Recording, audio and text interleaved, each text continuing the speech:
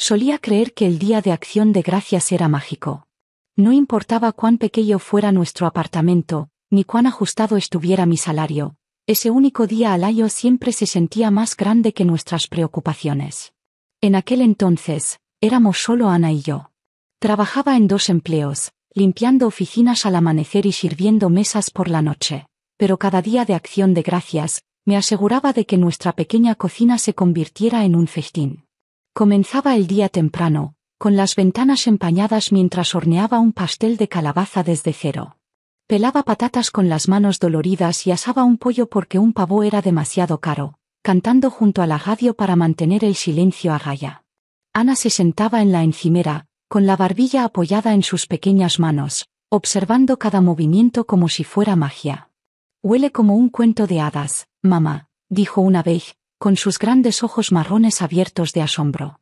Recuerdo haber reído, una risa real y honesta que calentaba los huecos dentro de mí. En ese momento, el mundo exterior, las facturas atrasadas, los zapatos de segunda mano, la soledad, desaparecía. Todo lo que importaba era su sonrisa. Año tras año, sin importar cuán cansada estuviera, mantuve viva la tradición. Incluso cuando mis rodillas dolían por los turnos dobles, incluso cuando la cuenta bancaria apenas alcanzaba para el alquiler, encontraba la manera. Ana ayudaba doblando servilletas en triángulos desordenados, poniendo nuestra pequeña mesa tambaleante con la ceremonia de la realeza. No teníamos copas de cristal ni cubiertos elegantes, pero teníamos risas. Teníamos historias sobre peregrinos y corazones agradecidos. Nos teníamos la una a la otra. Ahora, mientras me aliso el jersey, el que guardé para ocasiones especiales, me doy cuenta de cuántos días de Acción de Gracias han pasado desde aquellos días. Ana ha crecido, está casada, vive en una casa más grande con suelos pulidos y una mesa de comedor que acomoda a 12. Tiene la vida que siempre deseé para ella, una vida libre de contar céntimos y remendar sueños. Me invitó este año. Su primera vez organizando el Día de Acción de Gracias como esposa, en su nuevo hogar.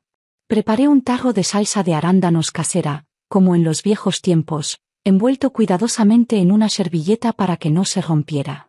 Debería sentirme orgullosa. Debería estar encantada. Y, sin embargo, en algún lugar profundo dentro de mí, un dolor se agita. Un susurro silencioso de que tal vez, solo tal vez, este Día de Acción de Gracias no se sentirá exactamente igual. La casa de Ana estaba cálida y bulliciosa cuando llegué, el aroma del pavo asado y las patatas dulces derramándose en el aire como una vieja canción que solía conocer de memoria. Su esposo, Daniel, me saludó en la puerta con un abrazo rápido antes de correr de vuelta a la cocina, donde las voces y las risas se entrelazaban en un nudo animado. «Mamá», llamó Ana, radiante mientras se secaba las manos en un delantal de lino impecable. «Entra, siéntate, debes estar congelada». Sonreí y entré, cuidando de no ensuciar los brillantes suelos de madera con nieve. Su hogar era hermoso, elegante, moderno, lleno de colores suaves y toques que parecían caros. Nada que ver con los apartamentos estrechos y los muebles de segunda mano de la infancia de Ana. Esta era la vida que había soñado que algún día tendría. Alrededor de la mesa del comedor, los padres de Daniel ya estaban acomodados. Su madre, la señora Vargas, Carmen, como insistió que la llamara, estaba sentada con aire digno en la cabecera de la mesa, charlando animadamente con Daniel sobre planes navideños. Sus perlas brillaban bajo la lámpara de araña, su voz confiada, practicada.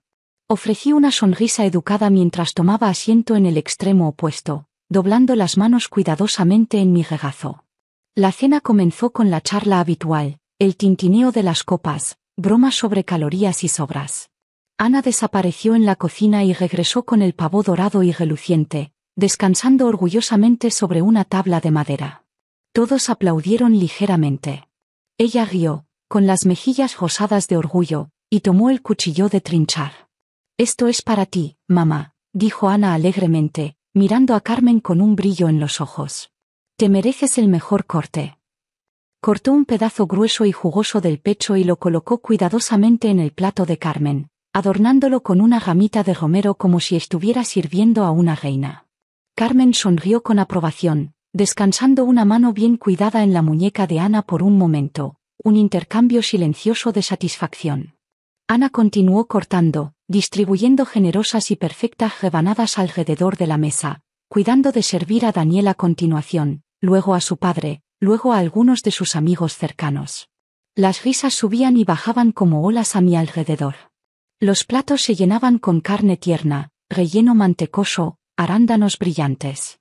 Finalmente, se giró hacia mí, casi como un pensamiento tardío. Cortó algunos restos de los bordes, pedazos irregulares, secos, adheridos obstinadamente al hueso, y los puso en un pequeño plato auxiliar. Sin romero. Sin ceremonia. Lo pasó por la mesa hacia mí sin mirar, su atención ya volviendo a Carmen. Tomé el plato con manos firmes, mi sonrisa nunca vaciló. Nadie pareció notarlo. Ni Daniel, ocupado sirviendo vino. Ni Carmen, elogiando los acompañamientos. Ni Ana, que reía por algo que había dicho su suegro. Los sonidos de los cubiertos y las risas llenaban el aire, pero a mi alrededor, un silencio terrible y doloroso florecía. Coloqué un pedazo de pavo en mi plato, cortándolo en trozos más pequeños, fingiendo no ver cómo se desmoronaba bajo el cuchillo. Dentro de mí, algo frágil se movió. Una grieta pequeña, casi imperceptible. Pero por fuera, sonreí. Tomé un sorbo lento de agua. Asentí a las bromas, fingí escuchar, reír, pertenecer. Más tarde, cuando la comida terminó y las sillas rasparon contra el suelo, doblé mi servilleta cuidadosamente sobre mi plato vacío. Me levanté, alisando mi jersey, alcanzando mi abrigo. Nadie levantó la mirada. Sin decir una palabra, salí al aire frío de la noche. El aire nocturno me mordió la piel al salir del porche, el viento lo bastante afilado como para robarme el aliento. Me ajusté el abrigo y seguí caminando, mis pasos amortiguados por la suave capa de nieve. Un extraño silencio me seguía, como si incluso el mundo no tuviera nada más que decir. Mientras caminaba, los recuerdos se aferraban a mí como viejas cicatrices. Recordé las noches en la cafetería, con el delantal pesado de grasa y sudor, las manos doloridas de llevar bandejas llenas de platos a medio comer.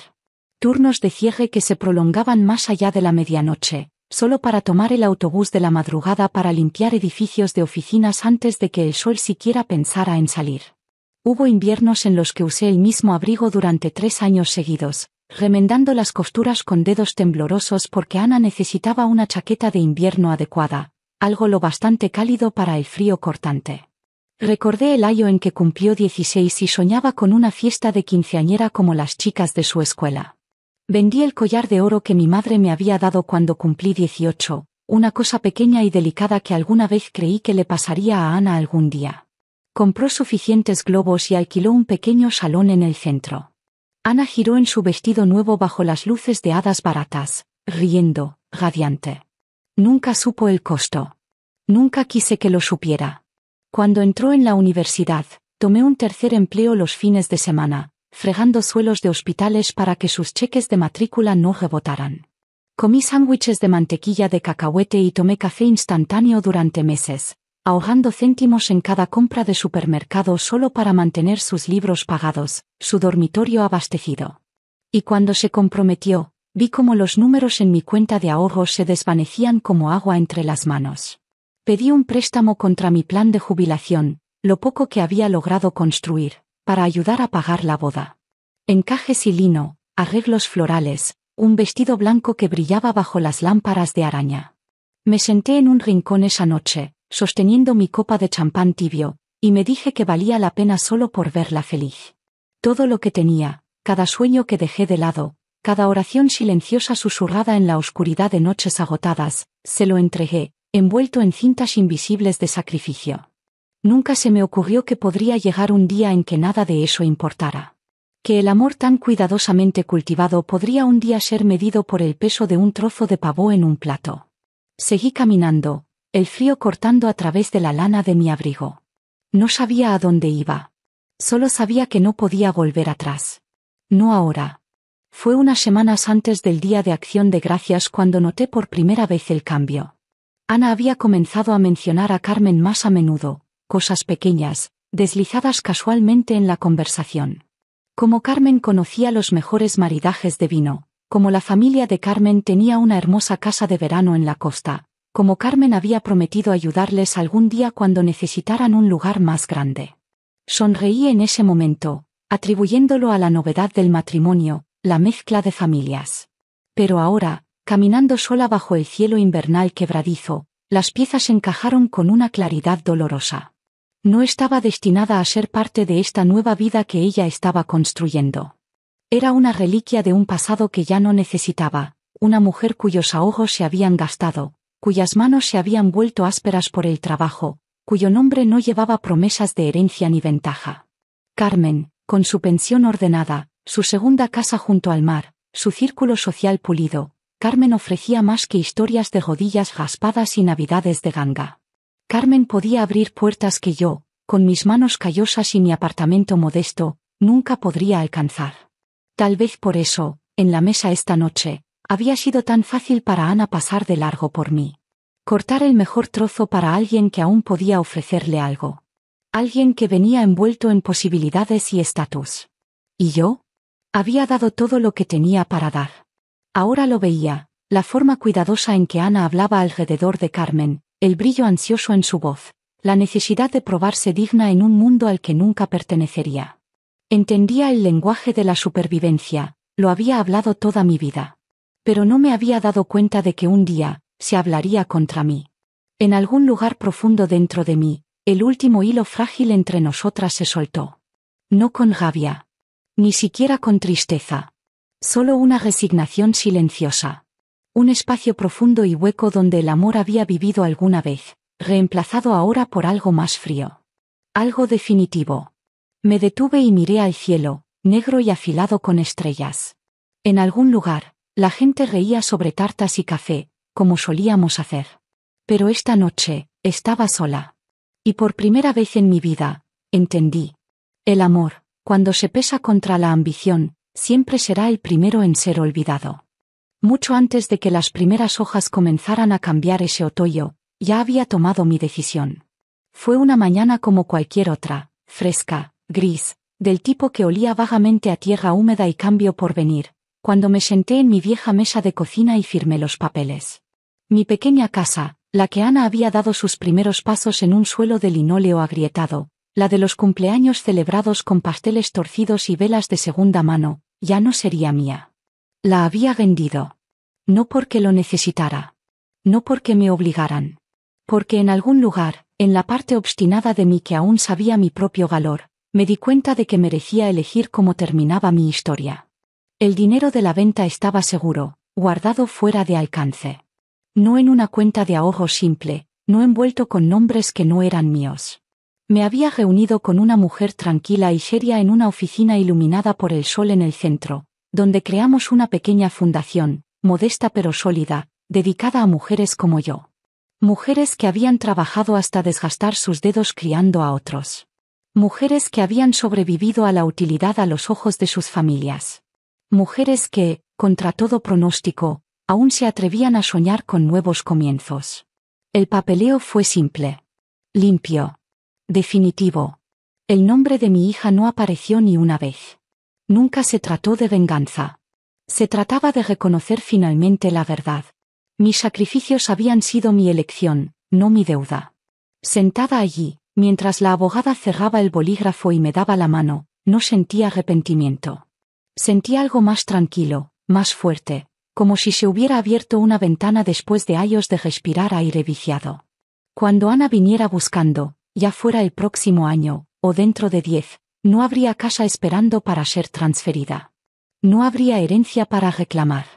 Solo habría recuerdos. Y esos, ya los había entregado el momento en que ella miró más allá de mí esta noche en su mesa de cena.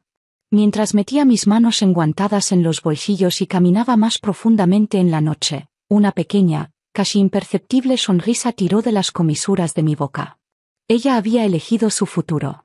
Y silenciosamente, sin ceremonia. Yo había elegido el mío. La puerta principal se cerró detrás de mí con un sonido tan suave que podría no haber sido nada. Nadie llamó tras de mí. No hubo pasos apresurados por el pasillo. Ninguna voz rompió el cálido resplandor de la casa para preguntar a dónde iba. Me quedé un momento en el porche, el frío filtrándose rápidamente en el cuero fino de mis zapatos.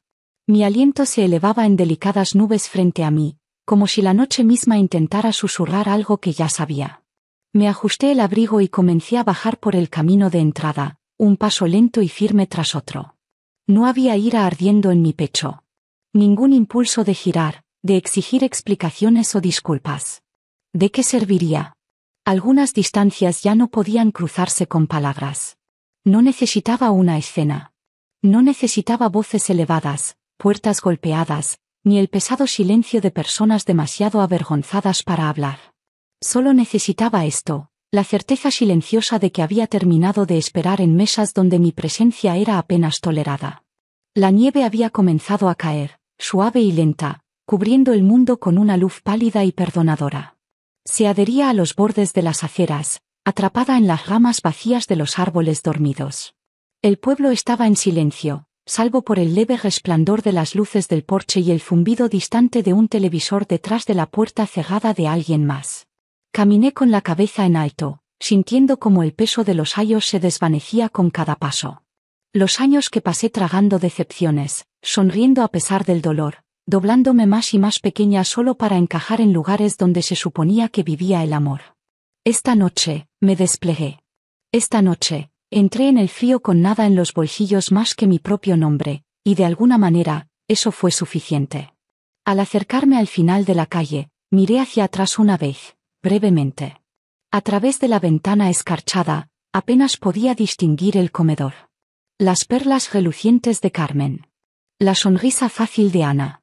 El parpadeo bajo de las velas bañando a todos en una suave luz dorada. Una escena de perfecta calidez navideña, una que sería fotografiada, publicada, recordada. Y, sin embargo, en algún lugar en el corazón de todo, sabía. Había un lugar vacío en la mesa, incluso si nadie lo notaba. Me giré, la nieve besando mis mejillas como una vieja amiga, y seguí caminando en la noche silenciosa. Eligiendo, por primera vez en mucho tiempo, a mí misma. El invierno dio paso a la primavera antes de que volviera a saber de Ana. Al principio, fueron solo algunos mensajes, cosas cortas, cautelosas. Hola, mamá. Espero que estés bien. Unas semanas después, otro, pensando en ti, ¿quedamos pronto? No respondí. No porque estuviera enfadada, sino porque sabía que la verdadera razón llegaría pronto. No pasó mucho tiempo antes de que llegara la llamada. Mamá, la voz de Ana vaciló entre una alegría forzada y algo más delgado, más desesperado. Te echo de menos. Quise llamarte antes, pero la vida ha sido una locura. Hizo una pausa, esperando que la rescatara del silencio. No lo hice. Entonces, continuó, con la voz endureciéndose, la empresa de Daniel redujo personal. Las cosas han estado apretadas. Estamos pensando en vender la casa y, bueno, recordé como siempre dijiste que ayudaría si alguna vez lo necesitábamos. Ahí estaba. No exactamente una petición. No exactamente una disculpa. Solo una semilla cuidadosamente colocada, esperando que la regara. Escuché, trazando mi dedo sobre el borde de mi taza de té. En algún lugar profundo dentro de mí, sentí que el viejo reflejo se agitaba, el que quería arreglar, proteger, sacrificar. Surgió como un instinto, un músculo demasiado acostumbrado a ser estirado hasta el límite. Pero pasó. Lamento escuchar eso, dije simplemente, mi voz tranquila, incluso cálida. Pero no estoy en posición de ayudar. Hubo un instante de silencio atónito. Luego una risa rápida, nerviosa. Oh, por supuesto. No quería decir.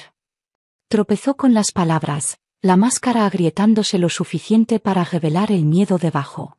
La dejé titubear. Ya no llené el silencio por ella. Espero que las cosas salgan bien para ti, dije suavemente, sintiéndolo. Realmente lo deseo. Y lo decía en serio, también.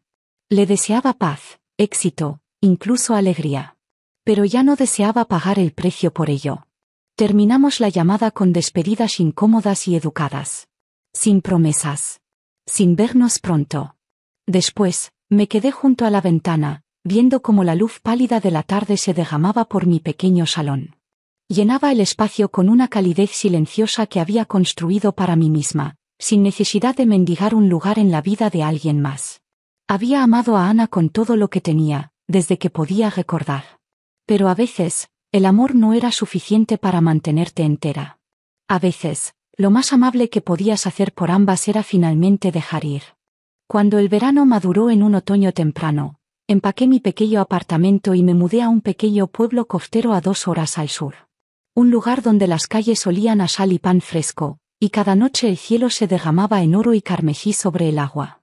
Encontré una modesta cabaña a pocas manzanas de la costa, nada grandioso, solo 2 dormitorios, un columpio en el porche que crujía y un jardín lleno de lavanda silvestre.